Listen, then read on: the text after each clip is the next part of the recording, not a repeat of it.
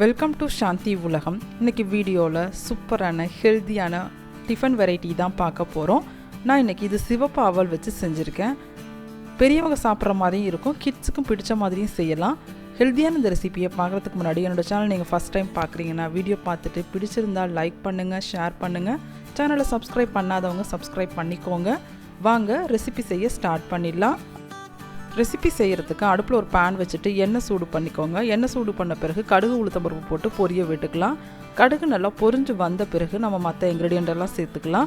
நான் இன்றைக்கி இதில் கொஞ்சமாக கடலைப்பருப்பு மட்டும்தான் சேர்த்துக்க போகிறேன். நீங்கள் அந்த டைமில் உங்களுக்கு பிடிக்கும் அப்படின்னா கொஞ்சமாக கடலை சேர்த்துக்கோங்க. ராவாகவே சேர்த்துக்கலாம், அது எண்ணெயில் பொரிஞ்சு நல்லா வரும், டேஸ்ட் நல்லாயிருக்கும். உங்களுக்கு பிடிக்கும் அப்படின்னா கண்டிப்பாக நீங்கள் சேர்த்துக்கோங்க. நான் 1 டேபிள் ஸ்பூன் அளவுக்கு கடலைப்பருப்பு மட்டும் சேர்த்துக்க போகிறேன். கடலைப்பருப்பு ஓரளவு செவந்து வரணும். இது கூடவே கொஞ்சம் பெருங்காயம் சேர்த்துக்கலாம், அது கொஞ்சம் டைஜஷனுக்கு நல்லாயிருக்கும். எல்லாம் சேர்ந்து பொரிஞ்சு வந்த பிறகு நம்ம வெங்காயம் சேர்த்துக்கலாம். நான் இன்றைக்கி ஒரு மீடியம் சைஸ் வெங்காயம் தான் சேர்த்துக்க போகிறேன். நான் ரொம்ப அதிகமாக ரெட் அவல் சேர்த்துக்கல. நம்ம எவ்வளோ அளவு எடுக்கிறோமோ அந்த அளவுக்கு நீங்கள் வெங்காயம் சேர்த்துக்கோங்க. நான் இன்றைக்கி 1 கப் அளவு எடுத்திருக்கேன். அதுக்கு வந்துட்டு ஒரு மீடியம் சைஸ் வெங்காயம் கரெக்டாக இருக்கும், ரொம்ப அதிகம் போட தேவையில்லை. இது டக்குன்னு நம்ம செஞ்சு முடிச்சிடலாம். மார்னிங் பிரேக்ஃபாஸ்ட்டாக எடுத்துக்கலாம், ஈவினிங் டிஃபனாக கூட நம்ம சாப்பிட்டுக்கலாம். கொஞ்சம் இது கூட ஜீரகம் சேர்த்துக்கலாம். எல்லாம் சேர்ந்து பொரிஞ்சு வந்துருச்சு. இந்த ஸ்டேஜில் நம்ம வெங்காயம் கட் பண்ணி வச்சுருக்கோம்ல அது சேர்த்துக்கலாம். நான் இது கூடவே கொஞ்சமாக இஞ்சியும் ஒரு பச்சை மிளகாவும் காரத்துக்கு சேர்த்துருக்கேன். நீங்கள் இது கூடவே கொஞ்சம் ரெட் சில்லி கூட சேர்த்துக்கோங்க, அதுவும் டேஸ்ட் சூப்பராக இருக்கும். அதே மாதிரி பச்சை மிளகா சேர்க்கும்போது கொஞ்சம் பொடியாக கட் பண்ணி சேர்த்துனாலும் சேர்த்துக்கோங்க. நான் கிட்ஸுக்கெல்லாம் கொடுக்க போகிறேன் அப்படிங்கிறதால நான் நீல வாக்கில் கட் பண்ணி சேர்த்துருக்கேன். இந்த வெங்காயத்துக்கு தேவையான அளவுக்கு உப்பு சேர்த்துக்கலாம். வெங்காயம் வதங்கி வந்த பிறகு நம்ம எடுத்து வச்சுருக்க வெஜிடபிள்ஸ் எல்லாம் சேர்த்துக்கலாம். நான் இன்றைக்கி ஒரு மீடியம் சைஸ் கேரட்டும் ஒரு 10 போல் பீன்ஸையும் கொஞ்சம் பொடியாக கட் பண்ணி வச்சுருக்கேன், அதை தான் சேர்த்துருக்கேன். நீங்கள் இது கூடவே கொஞ்சமாக கார்ன் கூட சேர்த்துக்கலாம், இல்லை க்ரீன் பீஸ் கூட சேர்த்துக்கலாம், அதுவும் டேஸ்ட் சூப்பராக இருக்கும். உருளைக்கிழங்கு கூட ஓரளவு நல்லா பொடியாக கட் பண்ணிட்டு சேர்த்து நல்லா வதக்குனீங்க அப்படின்னா இந்த வெங்காயத்தை கூடயே வதங்கும் போது நல்லா வதங்கி வந்துடும். நம்ம இதில் தண்ணி ஊற்றி வேக வைக்க போகிறதில்ல. நல்லா அடுப்பை லோ டு மீடியமில் வச்சு வதக்கும் போது கண்டிப்பாக அது நல்லா வதங்கி வெந்து வரும். இது வெந்து வந்த பிறகு நம்ம கொஞ்சமாக மஞ்சள் தூள் சேர்த்துக்கோங்க, கொஞ்சம் கருவேப்பிலை கொத்தமல்லி பொடியாக கட் பண்ணி சேர்த்துக்கோங்க. எல்லாத்தையும் சேர்த்து நல்லா ஒரு முறை வதக்கி விட்டுக்கலாம். பார்த்திங்கன்னா தெரியும், காய் வந்து ஒரு 80% வரைக்கும் நல்லா குக் ஆகிடும். அதுக்கப்புறமா தான் நம்ம எடுத்து வச்சுருக்க அவல் சேர்த்துக்க போகிறோம். அவலை வந்து டேரெக்டாக அப்படியே சேர்க்காமல் நல்லா தண்ணியில் ஒரு 2-3 முறை நல்லா அலசிட்டு, உங்கள்கிட்ட நல்லா திக்க அவலாக இருக்குது அப்படின்னா ஒரு 10 நிமிஷம் போல் ஊற வைங்க. ரொம்ப தின்னான அவல் அப்படி இருக்குன்னா நீங்கள் கழுவிட்டு ஜஸ்ட்டு நீங்கள் வலையில் போட்டு வடித்து வச்சா போதும். அந்த ஈரப்பதத்தில் அது நல்லா ஊறி வந்துடும். ரொம்ப நீங்கள் ஊற வச்சிட்டிங்க அப்படின்னா குழப்பாக ஆகிடும். அதை முக்கியமாக நீங்கள் கவனிச்சுக்கோங்க. நீங்கள் எடுத்துருக்க அவலை பொறுத்து யூஸ் பண்ணிக்கோங்க. இந்த மசாலாவில் கொஞ்சம் பாதி அளவுக்கு நான் எடுத்து வைக்க போகிறேன். நான் ஃபஸ்ட்டே சொன்ன மாதிரி தான் கிட்ஸுக்கு சாப்பிட்ற மாதிரி ரெடி பண்ணணும்னு சொன்னேன்னா அதுக்காக கொஞ்சமாக நான் மசாலா எடுத்து வச்சுக்க போகிறேன்.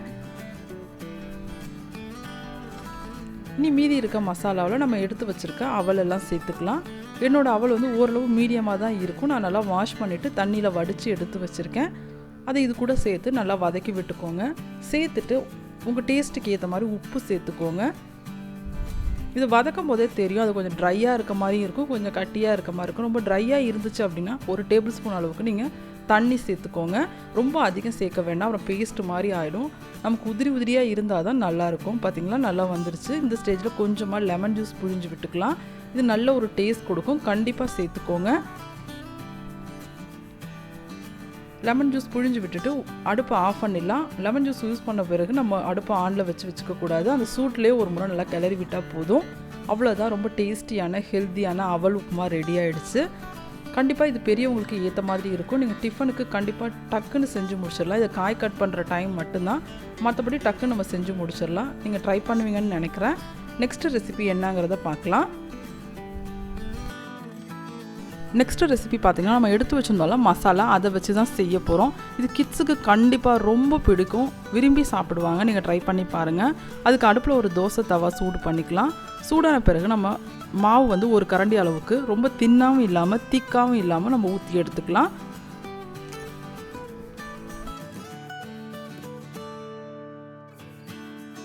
நம்ம நார்மலாக எப்பயுமே வெங்காய தோசை செஞ்சு கொடுத்துருப்போம், ஊத்தப்பம் மாதிரி செஞ்சு கொடுத்துருப்போம். இந்த மாதிரி நீங்கள் ட்ரை பண்ணும்போது குழந்தைங்க நல்லா வெஜிடபிள்ஸ் சாப்பிட்ற மாதிரி இருக்கும், நமக்கும் ஒரு ஃபில்லிங்காக கொடுத்த மாதிரி இருக்கும். தோசை ஊற்றிட்டு அது மேலே கொஞ்சமாக எண்ணெயோ நெய்யோ நல்லா ஸ்ப்ரிங்கிள் பண்ணி விட்டுக்கோங்க. கிட்ஸுக்கு கொடுக்குறீங்கன்னா கண்டிப்பாக நீங்கள் நெய்யே யூஸ் பண்ணலாம். உங்களோட விருப்பப்படி நீங்கள் சேர்த்துக்கோங்க. ஓரளவு நமக்கு டைம் வந்த பிறகு நல்லா ஒரு பபுள்ஸ்லாம் வந்துடும்ல, வந்த பிறகு நம்ம எடுத்து வச்சுருக்க மசாலாவை இதில் சேர்த்துக்கலாம். ஒரு 2 டேபிள் ஸ்பூன் அளவுக்கு கரெக்டாக சேர்க்கலாம். சேர்த்துட்டு நல்லா ஈவனாக ஸ்ப்ரெட் பண்ணி விடுங்க.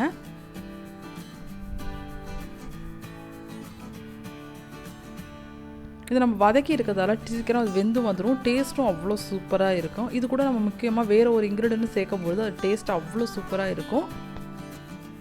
கொஞ்சம் கொஞ்சமாக எடுத்து நல்லா ஈவனாக ஸ்ப்ரெட் ஆகி வர மாதிரி சேர்த்துக்கோங்க. ஃபைனலாக அந்த தோசை கரண்டி வச்சு நல்லா ஈவனாக ஸ்ப்ரெட் பண்ணி நல்லா அழுத்தி கொடுத்துட்டிங்க அப்படின்னா அது நல்லா அழுந்தி வந்துடும் தோசை மாவில். நமக்கு சாப்பிடும்போது டேஸ்ட் நல்லாயிருக்கும்.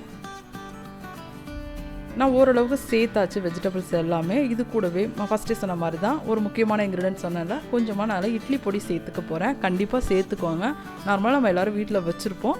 அதை கொஞ்சம் சேர்த்துட்டிங்க அப்படின்னா ஃப்ளேவர் அவ்வளோ சூப்பராக இருக்கும். இப்படி தோசை கரண்டியை வச்சுட்டு நல்லா அழுத்தி கொடுத்துக்கோங்க. வெஜிடபிள்ஸ் எல்லாம் நல்லா அழுந்தி உள்ளே போயிடும். நமக்கு திருப்பி போடும்போது நம்ம செதறாமல் இருக்கும். அதுக்காகவும் தான் இது. நமக்கு வெந்தும் வரும். அதனால தான் நல்லா அமுக்கி கொடுத்துட்டு இந்த ஸ்டேஜில் நம்ம இட்லி மிளகா பொடி சேர்த்துக்கலாம். உங்கள் டேஸ்ட்டுக்கு ஏற்ற மாதிரி சேர்த்துக்கோங்க.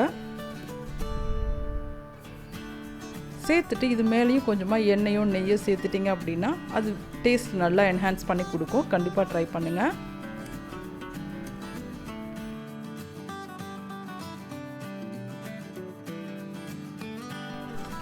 பொடியெல்லாம் போட்டாச்சு.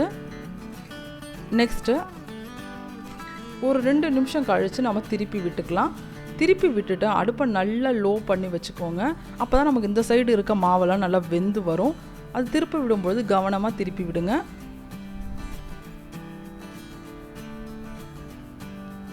அவ்வளோதான், சூப்பரான ஹெல்த்தியான டேஸ்டியான தோசை ரெடி ஆகிடுச்சு. கிட்ஸுக்கு கண்டிப்பாக பிடிக்கும். நீங்கள் ட்ரை பண்ணுங்கள். ட்ரை பண்ணி பார்த்துட்டு உங்களோட ஃபீட்பேக் கமெண்ட் பாக்ஸில் கொடுங்க. நார்மலாக கொடுக்குற இட்லி தோசைக்கு பதிலாக இந்த மாதிரி அப்பப்போ ட்ரை பண்ணும்போது குழந்தைங்களுக்கும் போர் அடிக்காமல் இருக்கும். கண்டிப்பாக அவங்களுக்கு ஹெல்த்தியாக கொடுத்த மாதிரியும் இருக்கும். ட்ரை பண்ணி பாருங்கள். திருப்பி போட்டு நல்லா வேக வச்சு எடுத்தாச்சு. அவ்வளோதான், சூப்பராக ரெடி ஆகிடுச்சு. இன்றைக்கி போஸ்ட் பண்ண 2 ரெசிபியுமே உங்களுக்கு பிடிச்சிருக்குன்னு நினைக்கிறேன்.